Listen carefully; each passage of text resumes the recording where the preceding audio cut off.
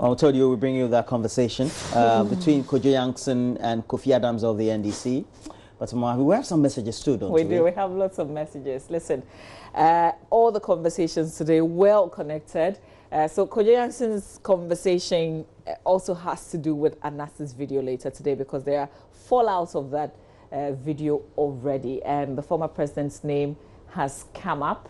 So we want to bring you that reaction from Kofi Adams and a lot more that he had to say on this. When we come back, we'll read some of your messages. For instance, there's a suggestion that Anas should put this on CD, burn it, and sell it like it's hot. All those messages coming up. But first, we'll bring you a playback of that conversation between Kojo Yankson and Kofi Adams. Thank you very much for having us in your office. Obviously, from last night, this story of an alleged statement given by Kwesi Nyantakyi to the CID in their investigation, suggesting that there was some campaign contribution from some investor friends of his, which was given to the NDC to the tune of $8 million, according to the allegation, $8 million. What's the party's response to this? Thank you for coming. You're lucky you are speaking to me as national organizer, and who also doubled as a campaign coordinator for the 2016 election. So you are speaking to somebody who was and has deeply been involved in the NDC politics, at least from 2014 till date. I can say authoritatively that neither the NDC nor our candidate John Dramani Mahama received any such money from any unknown person. Whether he's called a sheikh, I never know a name to be a sheikh, or he is whatever he is. We did not receive any such money. At this moment, I do not know, and the NDC would also not know, whether truly Kwesi Nyantakyi wrote that in his statement. If he did, it is a clear concussion of his, that having been caught on video soliciting money for President Nana Addo Dankwa Akufo-Addo and his vice president, let me find a way of roping in. Let's be clear, that's also been denied by the president and the vice president. Yeah, he's denied, but at least there's a video there showing that this is Kwesi Nyantakyi saying that I am a very good friend of the president. That has not been denied. That Kwesi Nyantakyi is a very, very good friend of President Akufo-Addo. It has also not been denied that he has supported Akufo-Addo severally. It's also a known fact that from Kwesi Nyantakyi himself, he said for the 8 years that the NDC was in power from 2009 to 2016, he, together with his GFA, was like hell for them. So how Kwesi Nyantakyi did not reveal this to his friends, and all of a sudden this is the time that he finds it convenient to say that, oh, his business friends that he cannot even name their names, he says sheikh. So you have business partners that you are taking 5 million for the president, 3 million for the vice president, and you do not know the name of these business partners. All you know is that sheikh. You see, no amount of concussion, no amount of subterfuge, no deliberate attempt to draw in former President John Dramani Mahama and NDC into this matter will save our president in the expose that Anas's work has brought out, that his very good friends, Kwesi Nyantakyi, is caught on tape and video soliciting money for his benefit. Let's talk. Let me ask about the rules around sourcing funding for campaigns. Yeah. The party is very quick to deny any possibility of campaign funding coming from outside. Yeah. This is clearly because such a thing would have been in contravention of the rules. Kojo, this statement that I'm making here is not because any such funding would have been in contravention of the rules of political party funding. It is because it did not happen. You are right by saying that you cannot have a non-Ghanaian or a business entity that is not having Ghanaian participation of a higher percentage supporting a political party. You are not wrong at all by stating that. But the denial is not because any such funding will be in contravention of these laws. It is because it did not happen. Is it possible that an individual could have received such funding in the name of the party or claimed that he was collecting it for the former president or for the NDC and simply not made you aware? At least for now, the campaigns, me as the campaign coordinator, Johnson Asidi Nketiah as campaign chair, John Dramani Mahama as the flag bearer, Pakwesi Emisatha as the running mate, did not receive any such money. What is evidently clear to all of us Ghanaians, based on the excerpts we have watched, is that at least we have Ekwesi Nyantechi, who is moving around, at least per the analysis video, soliciting money on behalf of President Akufo-Addo. That is the evidence that we have clearly. Now, we do not have any contrary evidence, and I doubt that somebody will hand over 8 million to an individual who claimed that I'm bringing it to campaign without following up. No, I doubt that. Now, you've referred to the tape, the bits that have been seen. Yeah. You've referred to it a few times. Of course, in the run-up to the premiere of the full documentary, there has been some criticism of Anas's methods, criticism which he has responded to, or his camp have responded to. But I'm curious to get your assessment of this, you know, and the methodology of Anas in this particular instance. Some have referred to it as entrapment and so forth. What is your personal take on it? Sure, Anas have done a lot of work in various areas that have really benefited not just Ghana but the world at large, whether in Tanzania, whether in faraway Thailand, many other places that have come handy to help the world be a better place to live. People may call it entrapment, but if you are not a willing soul, you cannot be entrapped. When he did that of the judges, I'm told that the video indicated that there were some judges who called for his arrest, meaning they were offered, just like others were offered, but they saw it as something against their ethics.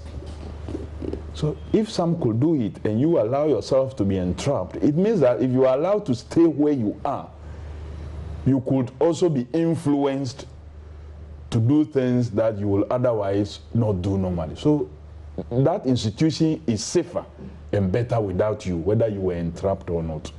So for me, that is my belief, that if you can be entrapped to do something, it means that you can equally be influenced to do something that is not right. And so the institution is safer without that person. And it is on this score that I'm not opposed to the methods that Anas have adapted. And this is not the first time he's doing so.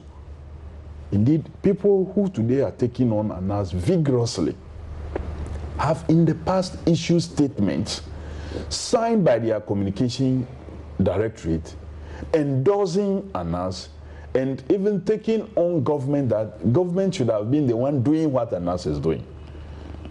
Indeed, in 2012, when President Nana Addo Dankwa Akufo-Addo was asked how he was going to fight corruption, his answer was straight, that the Anas's principle. He is one person that has been an attorney general before, and he's a lawyer. So to say that he will use Anas's principle means that he is assessed it and realized that it's a good principle for fight against corruption. One would therefore be surprised that having become president, if today the same principle have caught you and your darling persons, we will be seeing so many excuses about, and the procedure is not right, it is wrong, it is this, it is that. I'm happy the National Media Commission and GJ have come strongly in support of their colleague, that they don't think that it is wrong. I have not studied anything about media and media laws, though, and once these institutions have spoken, I have no doubt to challenge that what ANAS is doing is within law, and rightly so it can be done.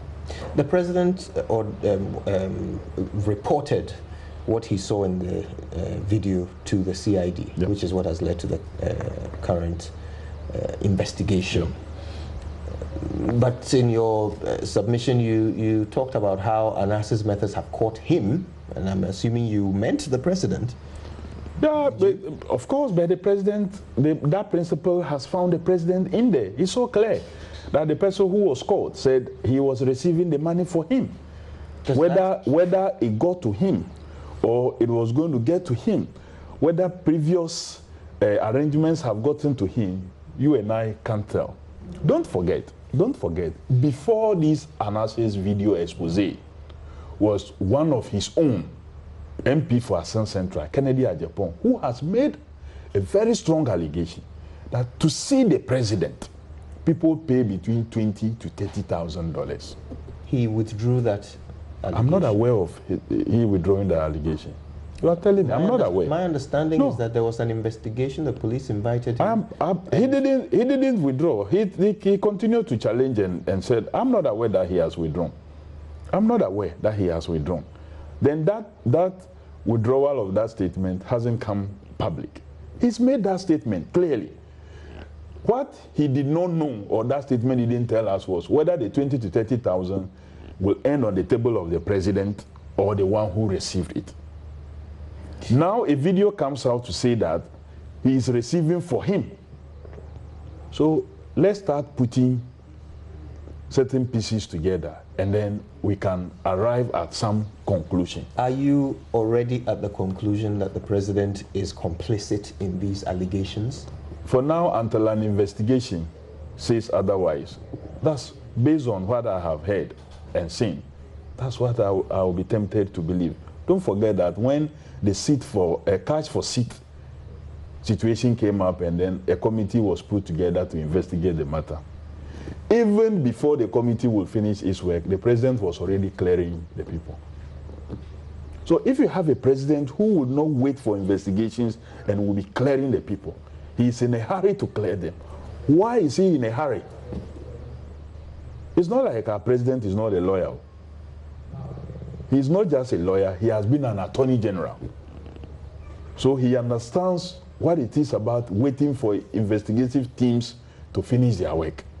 So if he will not wait, and he will be in a rush to clear them, and once he's done so, the president is holding the heaviest whip. His whip is very heavy. Ghana, we run an executive presidency. So the president's whip is very, very heavy. And so when the president says something, almost all his party sometimes fall for it. And so that is why the president should have been the last to clear people that are under investigation. So I'm not too happy about how he has handled issues of corruption, though I must tell you, I'm not happy. So as things stand today, you are denying that any of the funding for your campaign, when former President Mahama was your flag bearer, any of that funding came from sources that can be connected to external organizations in the Middle East or anywhere else? Nothing like that came to us. Not first and foremost, whether from Kwesi Nyantechi as GFA president or his business partners that he couldn't name, that I'm told is a sheikh, or any other person whatsoever. All attempts to either try to, first was let's attack ANAS. the originator or the investigator involved here. When that wasn't working, because on almost every issue that comes up, there is a very strong response from persons who are sometimes also so close to even the president himself. The last one was about an audio that lawyer Egbert Fable have to put a response on that clearly indicates that whatever an attempt to reduce Anas's respect in society should be thrown to the dustbin because it doesn't exist anywhere. And that audio was part of his investigative work that he was doing, which led to the arrest of the gentleman and his prosecution. And it is out of that prosecution that Anas got the wind to try and do something about the judiciary, because he realized something went wrong in the course of that prosecution. So how can that be somebody extorting money from person? When that didn't work, few days to the premiering of the video, let's bring in the aspect that we got Kwesi Nyantakyi to write in a statement that, my business partners told me the sheikhs also supported the former administration with 8 million. Surprisingly, the 5 million he said it was for President Adodankwa Akufo-Addo and 3 million for Vice President. If you add it, you get 8. What are you suggesting that means? So if you wanted to at least even tell a lie or concoct something that at least will not give us this type of figures. So you believe Kwesi Nyantakyi is lying about this? Clearly he's lying. But he's telling the truth when he says he collected money on behalf of the president and the But that one, he's been caught on video. He's saying it. And this Don't forget that we have established the basis. This was after he has been caught. He didn't make this statement before he was caught. This was after he has been caught. We have established the relationship between Kwesi Nyantakyi and our president. We have also established Kwesi Nyantakyi's own statement about how he felt under the NDC administration. Remember what happened at Brazil, and then the commission of inquiry that was established. And when the government issued a white paper and was moving to its implementation, the same FA officials rushed to court. And so it wasn't like we didn't feel it, we didn't see it, or we're not doing anything, but those are the processes that you have to go through. I'm sure if after the court's ruling, if this current president had followed through with the white paper that was issued by the previous administration, maybe he would have caught Mr. Nyantakyi and his team earlier than this Anas's video did. But are you surprised that the president answered in his press interaction that he has even forgotten about it? Why wouldn't he forget? Because that is his good friend. Who now we have been told in the video that he has been soliciting things allegedly for him. So why will he pursue such a white paper? So now we can now begin to see why our president will forget about the Brazil 2014 investigations and the white paper. So you had an expectation that the new president, Akufo-Addo, should have done what the old president, John Mahama, was unable to do. Not that he was unable to do, but the legal regime could not have allowed him, because one, you put a commission of inquiry in place, it does its work, it brings its report, the government then issues a white paper. When you issue a white paper, it means that it is ready for implementation. At that stage, the individuals who are affected have a right to go to court. So these individuals decided to go to court. I'm told the issue have been settled in court. So what was left was for His Excellency the President to implement the white paper. But when he was asked, he said he has forgotten about it. So this, I am now beginning to see that that answer he gave was not truly that he has forgotten, but it was deliberate. The president deliberately forgot about it because the man at the center of affair was a close friend. So this is a direct accusation you're making. I am telling you that. I am telling you that if the president tells me that he has forgotten about a whole white paper, that involved World Cup, Ghana's participation in the World Cup, not any lesser known sports, but football, the passion of the nation. When he has a minister responsible for youth and sports and a deputy, and the president tells us, the president who is also a lawyer and has been an attorney general before, tells me that he has forgotten about it.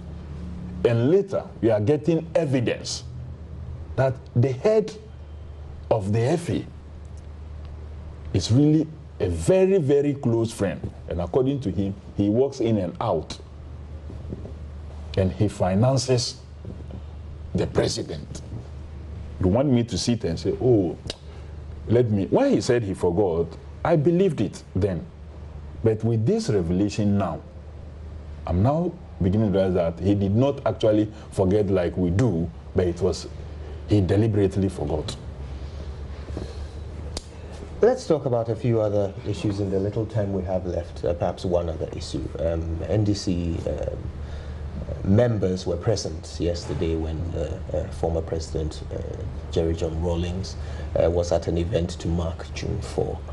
And we saw Anita Disoso go on her knees to apologize to the former President, Jerry John Rawlings. Was this, was she acting on behalf of the leadership of the NDC? First and foremost, I must say she spoke on behalf of the national chairman who was absent at that event. I personally was also not there. So I wouldn't know whether when she was nominated to speak, she spoke to the national chairman and that was the direction that she was given, or colleague executives who were there decided that this was how we should go about it. But you're currently at the headquarters. Yeah, we'll have, every Tuesday we have a meeting. So we surely will meet today. We'll review that, the yesterday's event, because it's a party's calendar activity. We have June 4 for now in our constitution that we must mark it every year. So surely after any such event, we do some review of activities that went on and what we can correct moving on. So I'm what was sure the instant reaction of leadership when the story broke yesterday? No, the leadership was cool. She's done what maybe I personally will think that on the spur of the moment she thought that was what she has to do with good intent. Whether it gave a positive results or not is what we will have to be reviewing now as we moved on, and whether as a party we are going to benefit from such an action. We have to adapt a wait and see attitude, how we'll carry on moving forward. What's your understanding of what she's apologizing for? I clearly also just watched some excerpts of it where she said that, of course, we cannot be in a big institution such as ours where you can offend each other, even just husband and wife, without even a kid involved. They sometimes have misunderstanding. Then let alone a huge political party like NDC that have had a chance to be in government and out. You surely will have such situations. And so if he also, as our founder, may also have offended some other persons. And like he did not too long ago, coming out with a statement apologizing to President John Dramani Mahama and President Kufuor for some words that he used that were later thought to be unpresidential and unacceptable. She was also apologizing on behalf of the party. If anybody has wronged him, I believe that that was the spirit in which she acted. And Bella, I'm saying, if you are able to carry on after such apologies, if you could accept and carry on, it will be good for the institution. If we don't also, we would have to live with the consequences of it. But whichever it is, the party and all of us must be prepared to carry on with business. How does the party get affected when the founder of your party makes some of the statements that he's made in recent times, and he has not pulled punches in criticizing the NDC's leadership on many occasions. How does the party take it? How does it affect you? He continues to see it as his contribution to the party. He continues to see it as his contribution to the party. The party has membership. The membership will continue to review the contribution of all its leaders, including its founder. And so that is how I can answer your question. We review, all of us, our contribution. As I speak to you now, I'm speaking to you as an elected organizer of the party. My membership is acquired membership. His membership is because he's the founder. And so his membership is different from mine. We will all be reviewed. Our contributions to the party will be reviewed. Sometimes through, when you go for elections, they use that to review us who are leaders from time to time. Those who don't go for elective position, there's a way of reviewing them also. So if he feels that that's the way he thinks he can continue to keep the party growing. How do you personally assess his contribution to the party? President Ross, without him, there wouldn't have been a political party called NDC. Maybe you would have just had the CPP of old and then the UP tradition. It is his emergence onto the scenes of governance that brought about the idea of having a third force, which has now become even the first force. Now, strongly so, even though we are a very young political party, we have contributed strongly to the governance of this country from 1992 till now. Well, currently second force, I guess, since you're in opposition. Okay, maybe since we lost the recent elections, but in terms of contribution to governance and the rest, we are still up there.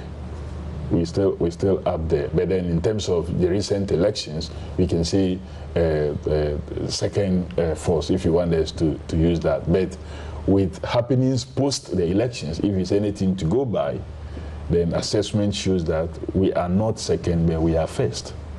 Because clearly the basis of the results of 2016